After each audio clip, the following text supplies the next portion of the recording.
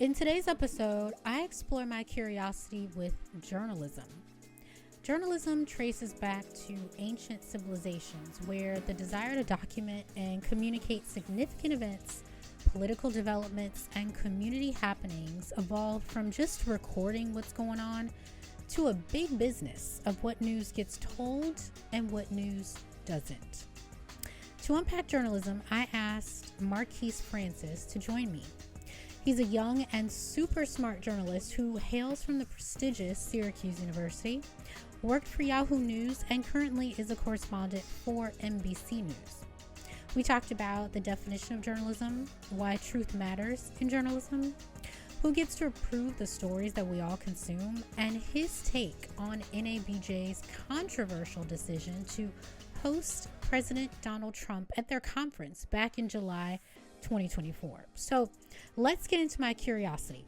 What's up with journalism? Featuring Marquise Francis. So we're here to talk about what you do. Your workday is all about journalism, right? Yep. I want to start off with, what is journalism? And I'm going to give you a little bit of a prompt. I'm going to give you a definition according to dictionary.com. And I want you to fill in any sort of blanks that this definition might be missing, okay? Mm-hmm. So the traditional definition of journalism is the occupation of reporting, writing, editing, photography, or broadcasting news, or of conducting any news organization as a business. Would you say that that definition holds up today?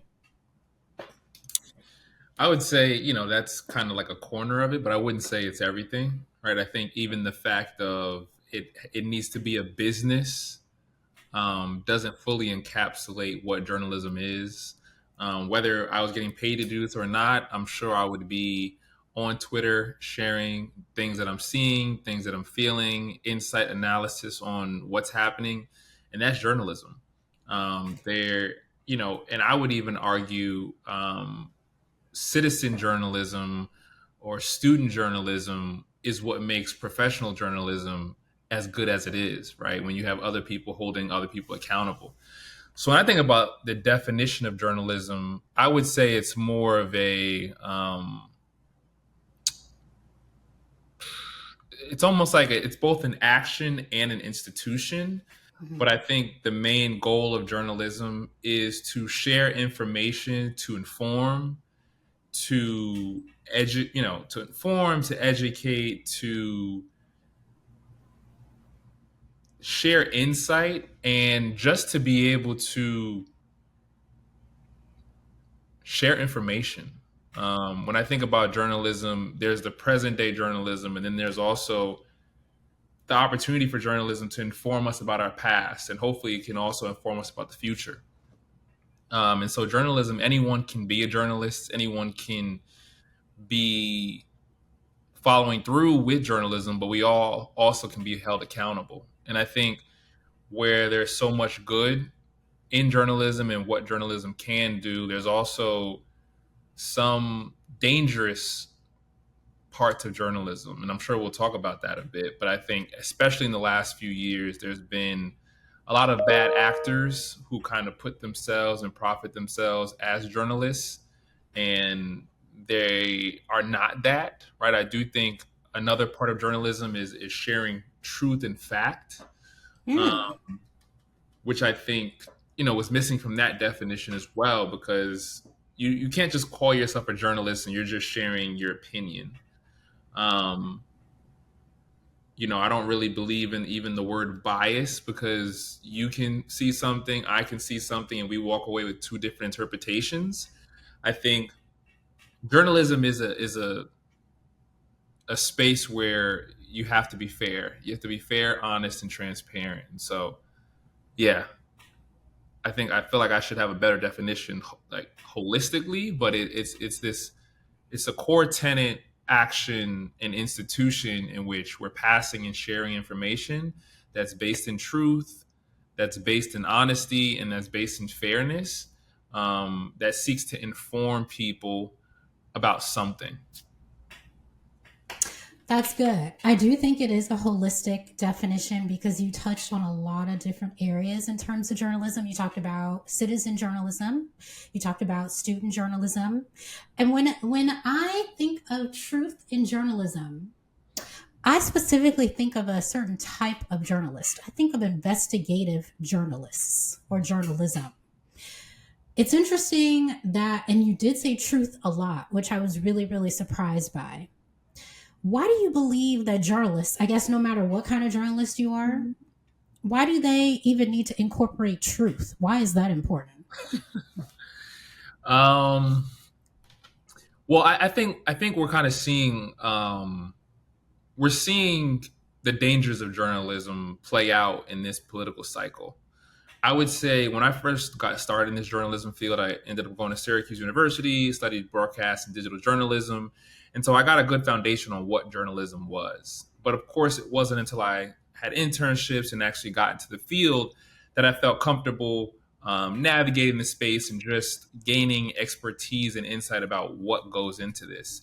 And it's always been a very noble field. It's been something like, hey, I heard this thing is happening. Friends would reach out, family members. Oh, can you tell me more about this? Oh, have you heard about this? I heard this thing. Is this true? Now, in this day and age where everyone and anyone has access to social media, and you have these bad actors that I talked about, there's been just an influx of people sowing doubt into what is truth. And so, whether you have the former president, Donald Trump, calling anything and everything he disagrees with fake news, or you have other people who disagree with something just pushing the narrative like you cannot believe them, only believe us. I think truth is important because truth is the only way in which people can communicate and hold true to what we're seeing and feeling. And I think the further we get from truth, the more we're in this world where no one knows what to believe, right? If I walk outside and I can look up and say the sky is blue, but Jen says no, it's red, and you're saying that person over there is fake news, and people start to believe you. Now all of a sudden it's like, how can we believe anything? And I actually did a piece not too long ago on disinformation, and one of the things that came out of it was no matter how wild something is, the more someone says it and the more people that are listening to it, it starts to just plant this seed of doubt, and people start believing it no matter how wild it is, right? And specifically when it comes to our people, Black people, we over index when it comes to social media consumption, especially when it comes to news, that was fascinating for me, but also it was something I understood. But we're in this day and age where people want reliable news, but now it's behind paywalls, right? And so if you want to go to the New York Times, you're going to have to pay $10 a month to be able to read the news. If you want The Athletic for sports, you're going to have to pay for that. And so we may not have the means to pay for it. We may not want to pay for it. So where do you turn? Social media. But what happens when that information is not vetted, not accurate, not fair, not true? Now you just have people saying whatever they want. And so that's why I think that's been the biggest shift from when I started in the industry to now. I think there's just a lot more people. There are real journalists, people who have some type of integrity, which is also important. And then you have other people, just bad actors, wanting to just say whatever, have a large following. And that's unfortunate.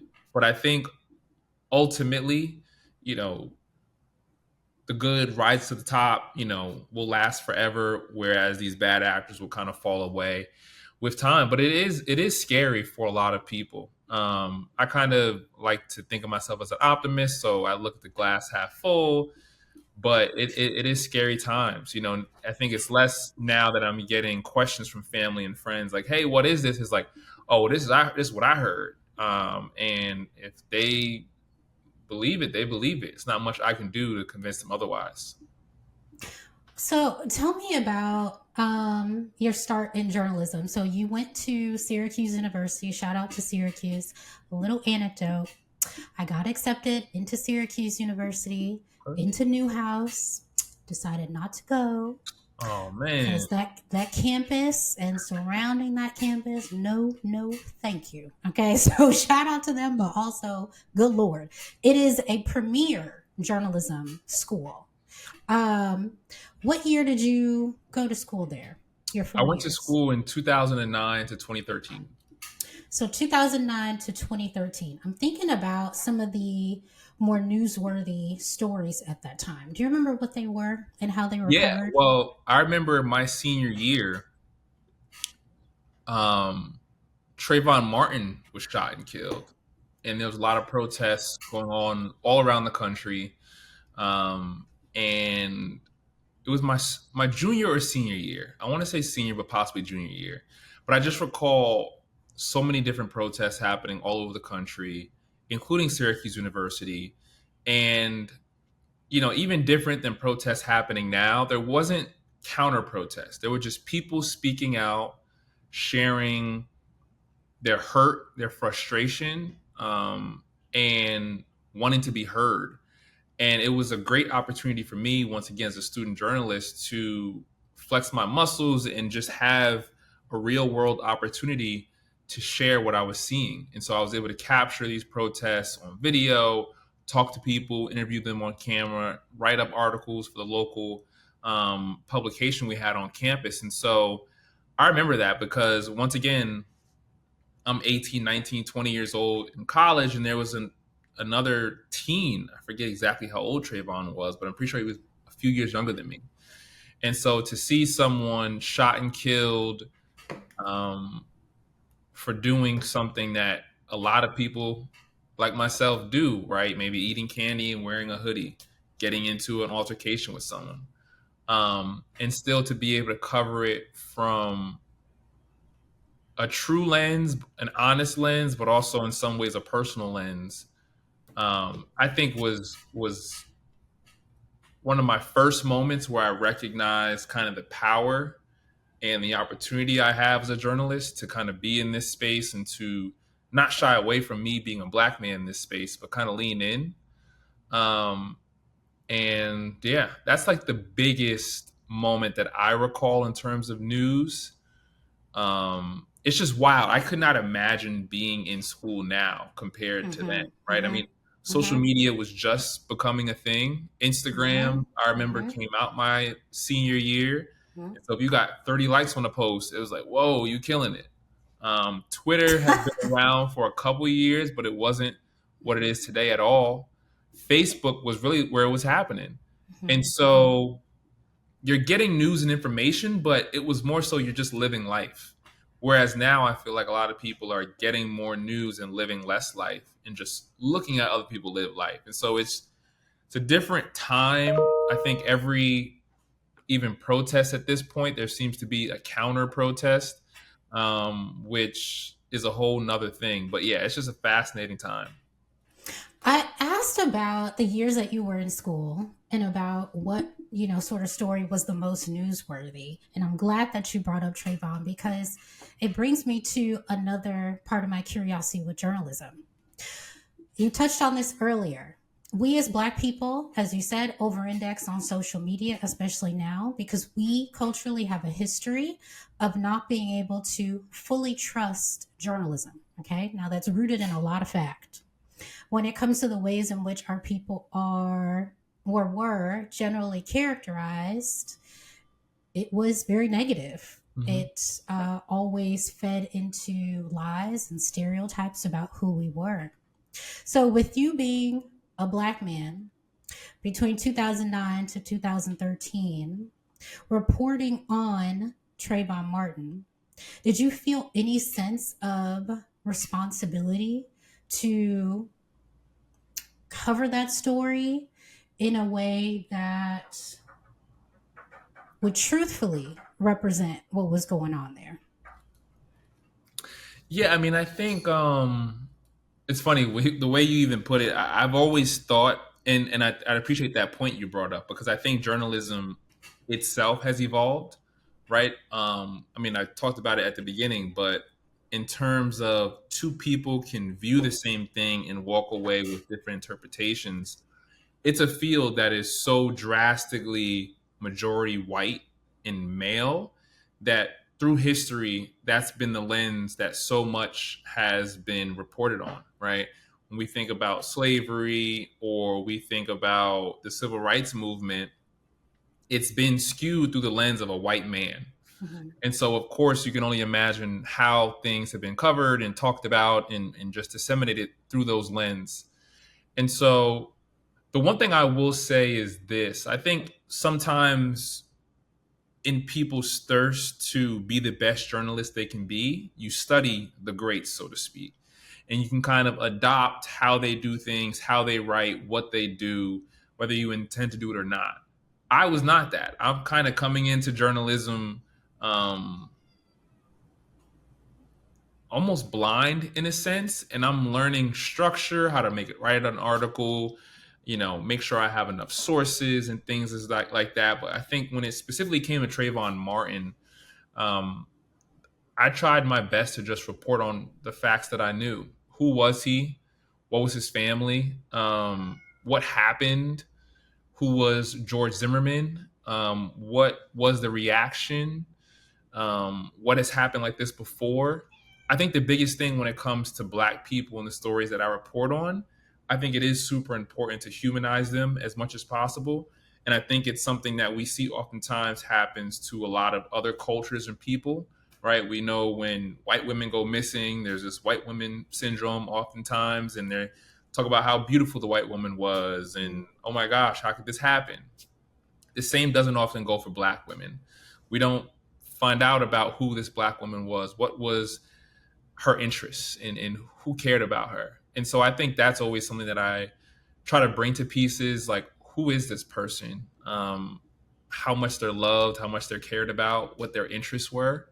I can recall even a couple of years ago, a Black woman in Bridgeport, Connecticut ended up dead after a Bumble date, and no one knew what happened. And it was kind of a small story. No one was really talking about it. I saw a couple hashtags online, and I went to my manager at the time and I said, hey, like, I want to talk about this story. And he was like, oh, I don't think we should talk about it. And I might even share the story before. I don't know if I recall. But, I was just able to push past him saying, I don't want to talk about it, to say, this woman mattered.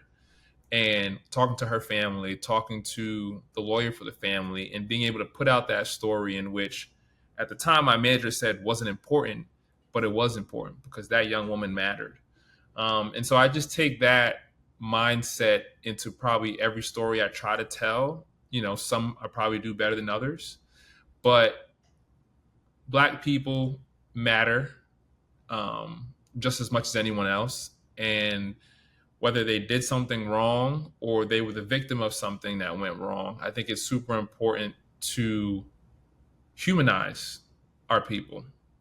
That being said, yeah, I think knowing where journalism came from, and it's funny because it kind of reminds me of like being a police officer, because it's like there's so much. I was going to say that. Yeah.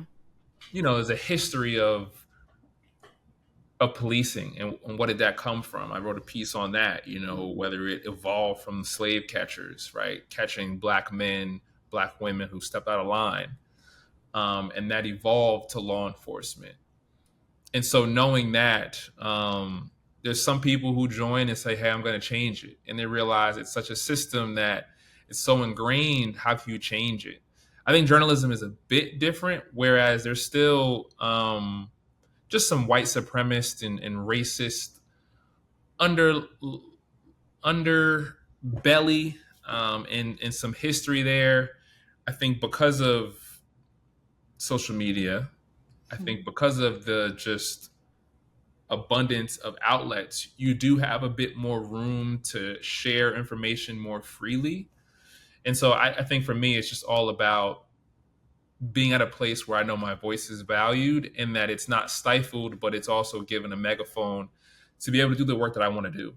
I really enjoy being able to pitch different stories to cover. I just covered a story about the history of Forsyth County, Georgia, a county that is now 60+% white, but for 70 plus years it was 99% white because they racially expelled the black population there.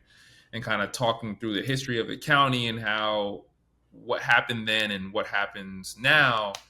Once again, another opportunity to just cast a light on history, but hopefully informing people about what happened then and kind of how they're moving forward now. And so I just take pride and joy in each and every one of those stories. And I think there's an opportunity for so many more stories to be told. When you talk about the young lady that was killed, from what I remember the last time we talked, this young lady was a prostitute, correct? Well, that was the thing. I don't think it was ever confirmed. She did. Oh. Right. She met a man, a white man, and I want to get her name right. So Lauren Smithfields, 23-year-old college student, met a white man on Bumble, met up with him. She ended up dead. He was alive. Okay. When I shared that story with my manager, his presumption was that she was a sex worker and, that was kind of it. And my reaction is, I don't care if she was a sex worker or not. She's now dead. Like, sex work is work. And so whether she was doing that or not, she's dead. The white man's alive. Why are there not enough articles and questions about what happened?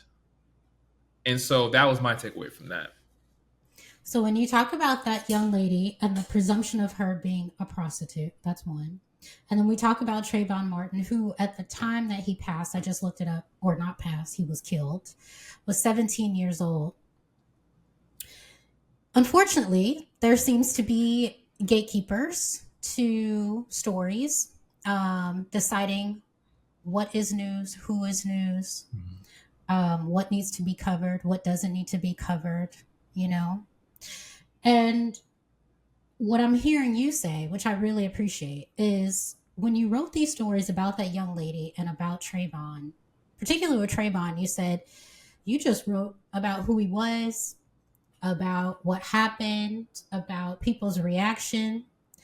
That's the journalism I love to consume. Because Marquise, let me tell you, when I read news articles or I'm watching TV news, you know what I hate in journalism? And tell me if this is an irrational hate or not.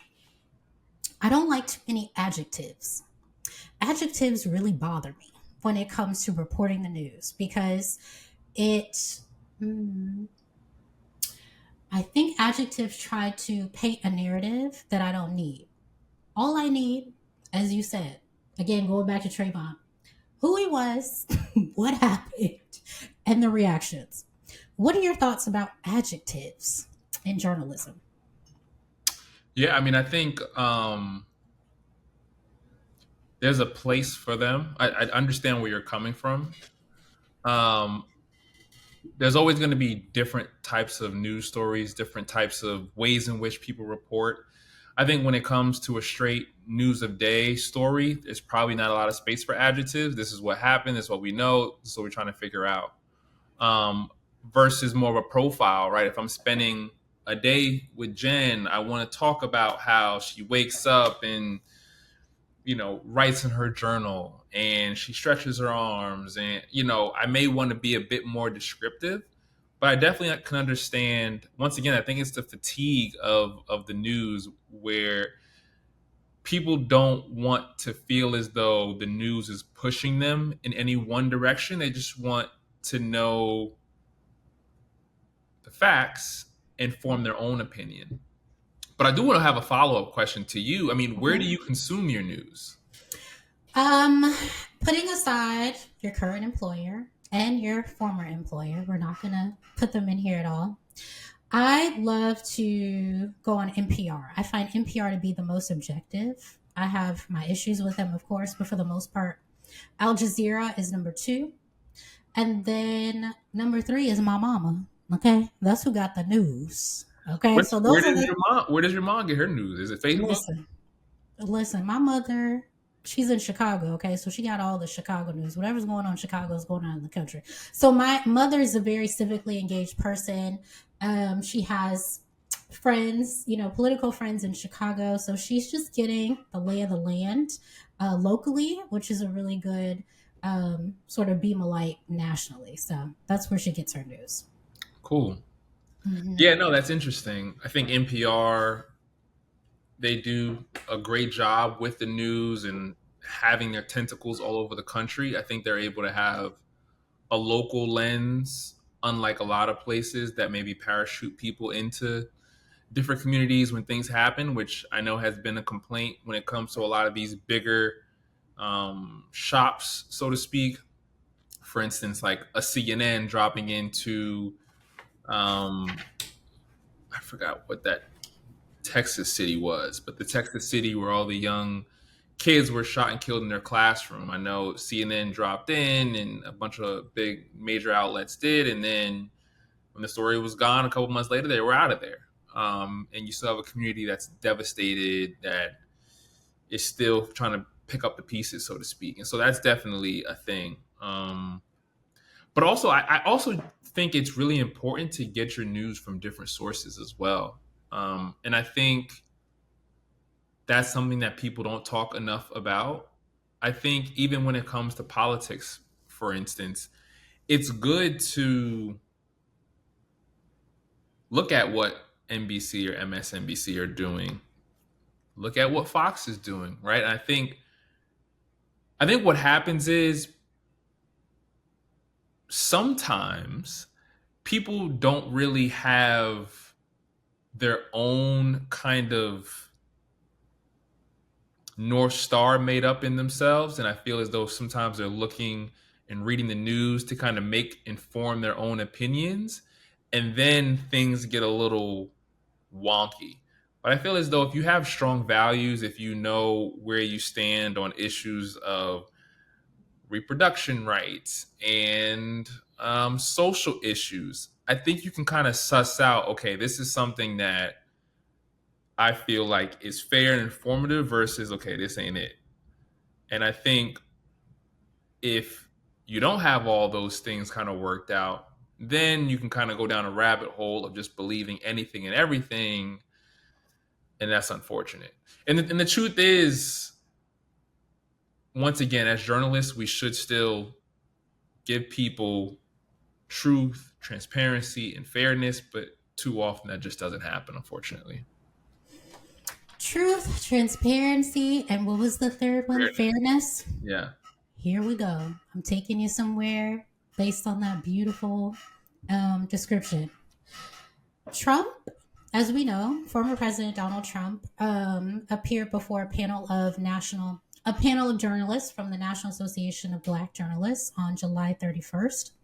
And I remember when that was announced on Twitter, which I absolutely love. On my feed, at least, I saw a lot of Black popular journalists of all fields, okay? Sports journalism, political journalism, all the fields. Most of them really upset with the NABJ for even thinking of entertaining former President Donald Trump. I was really upset by that. I was upset that they were upset because I think truth, transparency, and fairness should be given to most people. Let me not say everybody, but most people, okay? And I think former President Donald Trump is one of those people. How did you feel about that when you heard that NABJ was going to interview him? I think I felt like a lot of people, somewhat of a mixed reaction. On one hand, I think you can look at what the former president has said and done about Black people, and naturally, as a Black person, have some type of visceral reaction to the point of, like, why let someone in our home who has continually disrespected us? Now, on the journalism tip, so to speak, I also understand why you invite someone who is running for president of the two major parties, who could very well possibly be the next president of the United States. And obviously, that core kind of stripping away all the feelings, I'm pretty sure that's why the decision was made. Mm-hmm. Now, that being said, NAB, and I was actually at the conference. I actually got there the following day. I didn't go to that event. I had another work obligation. But I think where I kind of landed on less of a fully formed opinion and more of a lasting question is, what is NABJ? Because I know what NABJ is for me. I know what it has been. I've been a member of NABJ since I was in college. It was the first time, going to Syracuse, great journalism school, very white. NABJ was the student chapter on campus pulling together the Black journalists, those in Newhouse, those not in Newhouse, but still have interest in journalism, to come together. We were able to sponsor students to be able to go to the conferences while they were in undergrad. We were able to put together articles on Black issues as an organization to be able to put in the school paper.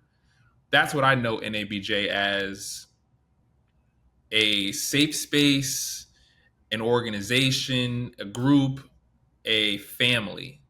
And so when it comes, that's NABJ the organization. Now, when it comes to NABJ the conference, for a lot of people, it's a safe space. For a lot of people, it's a reunion. For a lot of people, it's an opportunity to learn. It's an opportunity to go to the job fair to get a new job. And so kind of the lasting thing I took away from the invite and then what happened was, is NABJ's job to be a news outlet, or is it to be a safe space? The NABJ conference specifically. And I think that was a question that I asked to a lot of people, even my own company's network executives who I had a couple of dinners with, because the final product that we saw was actually not apparently in the days leading up to it, weeks leading up to it, what was supposed to happen. Apparently it was supposed to be more people involved or whatnot, but I just walked away more so confused on what NABJ, the conference's role is. I think they took a position of, whenever we have an opportunity to share news, we're going to do it. I think a lot of people felt as though this safe space no longer feels safe. And I do think, as a journalist, you have to consider what you're doing, why you're doing it, and what are the ramifications. Not to say that it will deter you from doing it, but it definitely needs to be a consideration. I'm sure, once again, all of these things were thought through. I'm sure they were factors. I'm sure still the result was very different than leadership thought would happen. And so, yeah, my overall reaction was, I don't think what took place was what NABJ leadership wanted. I don't think that it was productive, but it happened. So, yeah. Interesting. So for you were wondering about, I'm hearing about the motives. Yeah. Particularly to have, former President Donald Trump appear at the conference, at the NABJ conference, because that conference to be historically all the things that you mentioned, right? A job fair, a safe space, all these different things. Got it. And I wouldn't be in that kind of mindset because I'm not an NABJ member, right? I don't have that history. I'm just thinking, these are some journalists. Of course, they should interview him. They should talk to him. So I totally get that. However, let's say the Chicago Defender, which is a historically Black newspaper. If they wanted to interview Trump and he said yes, what would be your reaction to that? I would say that's great. you know. Okay.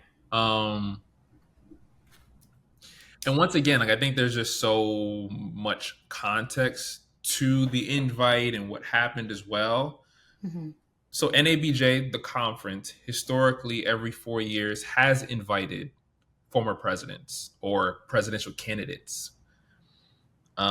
Both President Biden and former President Trump were invited in 2020. If I recall correctly,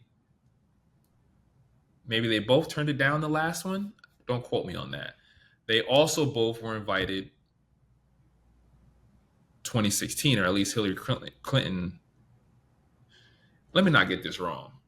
I know they have a history of inviting past presidential candidates, and in the past, some have attended. I know for the past two, former President Trump was invited and he did not accept. And so, once again, I think being that this was a different time, a different moment, all of that being considered is an additional factor. And so, and then like this, and then some, once the news came out, did the vice president get an invite? Did she have an opportunity to be virtual? There was a lot of like, this happened, this didn't happen. I think ultimately, because to your question about the Chicago Defender, historically black publication, yes, you have an opportunity to interview the former president as long as he's not calling for people to be killed directly in the middle of the streets, which you could argue that has been done. You interview that person. I think there was an opportunity possibly to have an interview or forum, maybe separate, but in conjunction or parallel to the conference, to not kind of take the breath out of the conference. But, hindsight is always 2020, of course.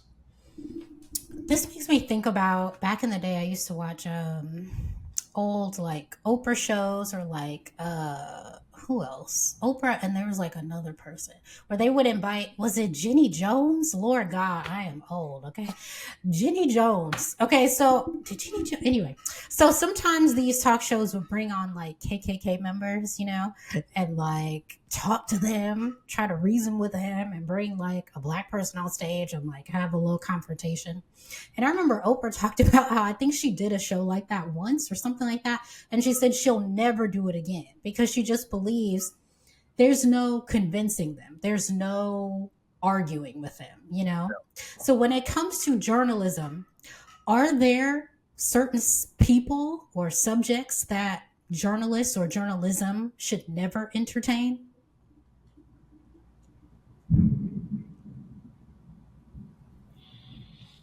I want to say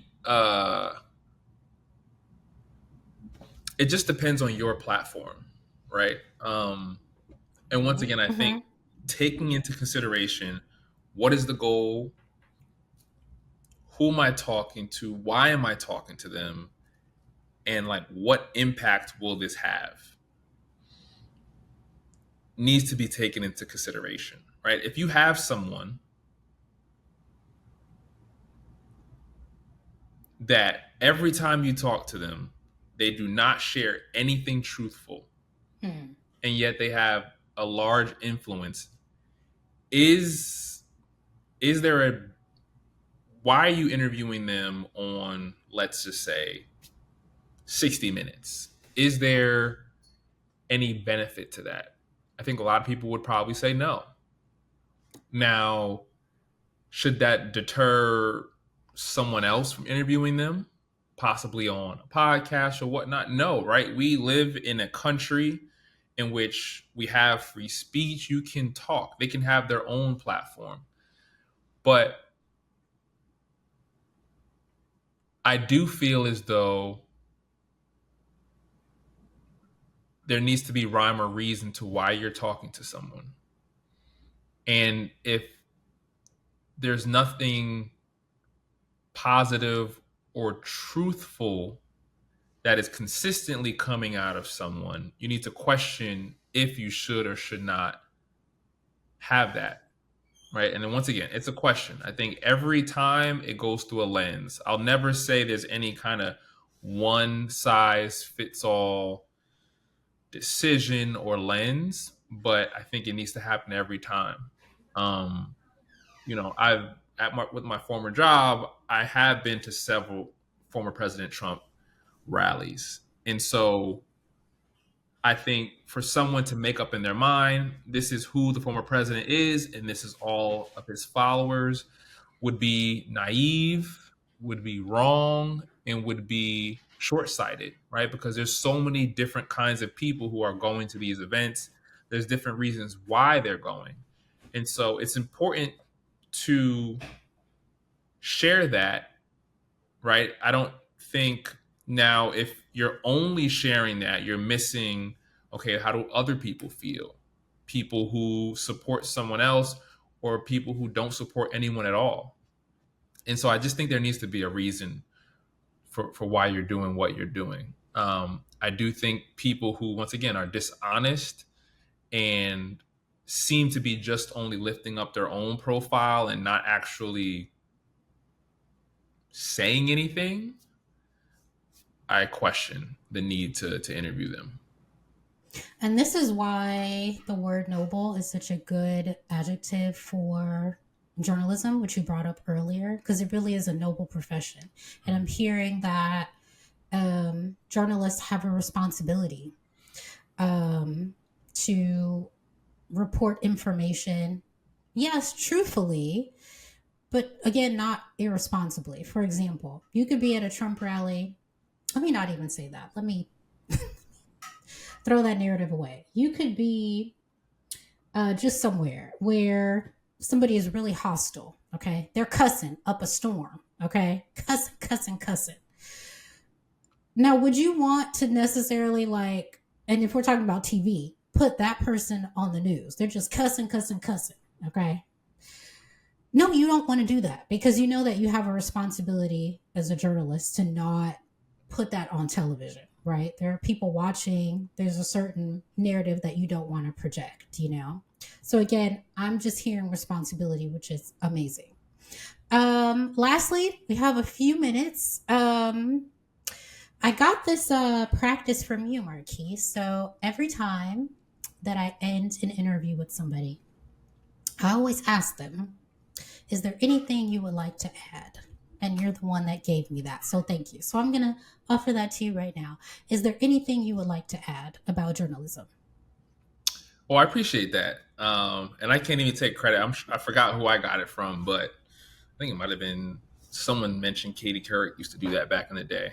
But I think I just want to encourage people when it comes to journalism. There's a lot of good people out here that love the job, that are doing everything they can to report fair, honest stories, looking for stories of people who don't feel as though they have the opportunity to be given a platform, and just acknowledge that there's so many platforms, publications like the Chicago Defender or Essence or just so many local publications doing great work, which once again is the foundation of journalism. You don't always have to look for the biggest names, which of course are the most grabby and all of that, but a lot of great journalism is at the local level. And so I just want to encourage people that there's a lot of good people who are pushing to tell amazing stories. And so follow them, encourage them, hold them accountable. That's the reality. We all don't get it right all the time. And so hold people accountable. I think good journalists appreciate that. I know I do. I've been held accountable more than I would like to admit, but it's only made me better. So I appreciate it. Thanks, Marquise, for joining me for this episode.